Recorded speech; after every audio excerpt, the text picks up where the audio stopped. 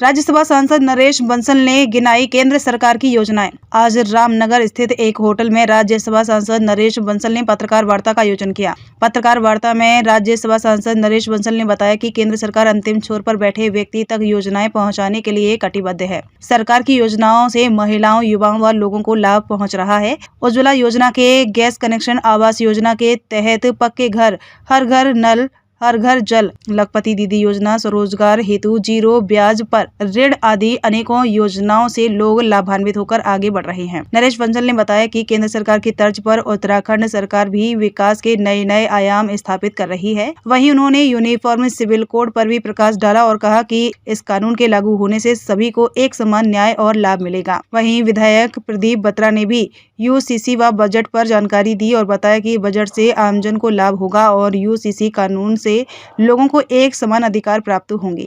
चुनाव हुआ था तो हमारे घोषणा पत्र में यूसीसी बिल रखा गया था और हमारे यशस्वी मुख्यमंत्री पुष्कर सिंह धामी जी ने इसको लाने के लिए घोषणा करी थी। तो आज वो सपना पूरा हो रहा है। मैं देखता हूँ यूसीसी जो है वो प्रदेश उत्तराखंड पहला राज्य होगा जिसमें यूसीसी लागू होगा और मैं इसके लिए बधाई देता हूँ मुख्यमंत्री को, उनकी टीम को और जिन्होंने ड्राफ्ट तैयार किया और सभी को जो इसको लेकर आ रहे हैं। और ये एक पहला कदम होगा पूरे देश में यूसीसी का, मैं सोचता हूँ। और पहले विधानसभा भी इसको पास करेगी और मुझे सौभाग्य प्राप्त होगा कि मैं इसमें शामिल होऊंगा और सर्वसम्मति से जो है ये बिल पास होगा। क्योंकि पूरे देश में कानून होना चाहिए और सबके लिए समान होना चाहिए, चाहे वो कोई भी सरकारी योजना सबके लिए होती है, वो किसी विशेष वर्ग के लिए नहीं होती। तो यही माना है कि एक देश है तो एक निशान, एक विधान और एक संविधान होना चाहिए। और इसकी पैरवी तो मैं सोचता हूँ कि हमारे बाबा साहब डॉक्टर भीमराव अम्बेडकर जी ने भी करी और नेहरू जी ने भी इसकी पैरवी करी। उस समय वो पास नहीं हो पाया पर उस समय आ गया, यूसीसी पास होगा और मैं सोचता हूँ कि सभी के लिए समान कानून बनेगा तो सबको इसका लाभ मिलेगा। ये केंद्रीय बजट बहुत अच्छा है और हमारे प्रधानमंत्री जी ने कहा भी है कि पूरे देश में 4 जाति हैं, युवा, महिला, अन्नदाता और गरीब। तो इन 4 जातियों के लिए काम किया गया है। गरीब के लिए काम किया गया, अन्नदाताओं के लिए बजट में प्रावधान है और युवा और महिलाओं के लिए प्रावधान है। और यही हमारे देश की नींव है, यही हमारे देश की ताकत है।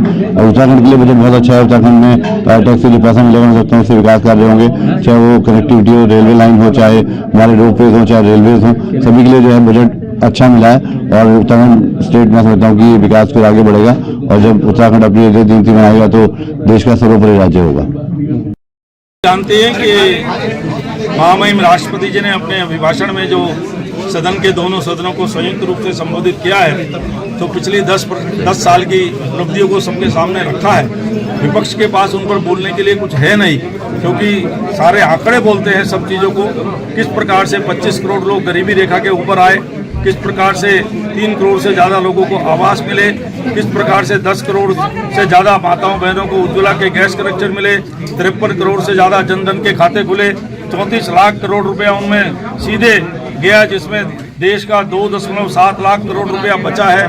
किस प्रकार से 11.5 करोड़ शौचालय बना करके दिए गए, किस प्रकार से 50 करोड़ लोगों को 5 लाख रुपए तक का कैशलेस मुफ्त इलाज मिला है, किस प्रकार से गरीबों का पैसा बचाने के लिए प्रधानमंत्री जन औषधि केंद्र 10,000 खुले, जिसमें 5 वर्षों में 23,000 करोड़ रुपया गरीबों का बचा है। अगले सालों में इसको 20,000 करने की योजना है। इसी प्रकार से अगले सालों में आवास 2 करोड़ 5 साल में और बनाने के इस बजट में आया है।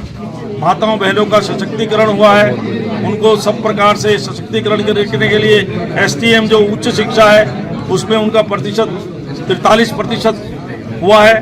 28% माताओं बहनों को वर्कफोर्स में वृद्धि हुई है। तो इस प्रकार से सब क्षेत्र में सबको अवसर मिल रहा है। प्रधानमंत्री जी कहते भी हैं कि 4 ही जातियां हैं, महिला, युवा, गरीब और अन्नदाता किसान। इन चारों के लिए सारी योजनाएं बनी है। बजट कोई वोट प्राप्त करने का हम माध्यम नहीं मानते कि लोग लुभावन बजट लाते, इसलिए हमने कोई टैक्स स्लैब में बदलाव नहीं किया है, कोई कॉर्पोरेट टैक्स में बदलाव नहीं किया है। और सब प्रकार के जो बुनियादी ढांचे पर हमने जरूर कहा है कि पिछली बार भी हमने 10 लाख करोड़ खर्च किया, अब की बार भी हम उससे 11% बढ़ाकर करेंगे, जिससे नौजवानों को अवसर मिलेगा, गरीबों को रोजगार मिलेगा, देश का सामूहिक चतुर्भुज विकास होगा। हमारी मान्यता है कि बुनियादी ढांचे पर जब सरकार खर्च करती है तो उससे रोजगारों का सृजन होता है। एक एक योजना की समीक्षा होती है, तभी आंकड़े आते हैं, कितने लाभार्थी हैं, किस योजना के हैं। पहली बार इस देश के अंदर हुआ है कि 15 नवंबर को प्रधानमंत्री जी ने भारत विकसित संकल्प यात्रा की 2000 गाड़ियां रवाना की। इसीलिए रवाना की कि गांव-गांव में जाकर के वो, जिसमें सारे अधिकारी उसके साथ चलते हैं, आपने देखा होगा गांव-गांव में 18 विभाग उसके साथ चले हैं, और उन विभागों की जिसको सैचुरेशन तक देने के लिए अगर एक भी छूट गया, जैसे पोलियो ड्रॉप्स में कहते हैं कि सुरक्षा चक्र टूटा तो हम फेल हो जाएंगे, इसलिए सैचुरेशन पर देने के लिए मैंने खुद देखा है, मैंने खुद दिए हैं। कहीं पर उज्ज्वला के गैस कनेक्शन 5 लोग रह गए, उन 5 को वहां पर कनेक्शन दिए गए।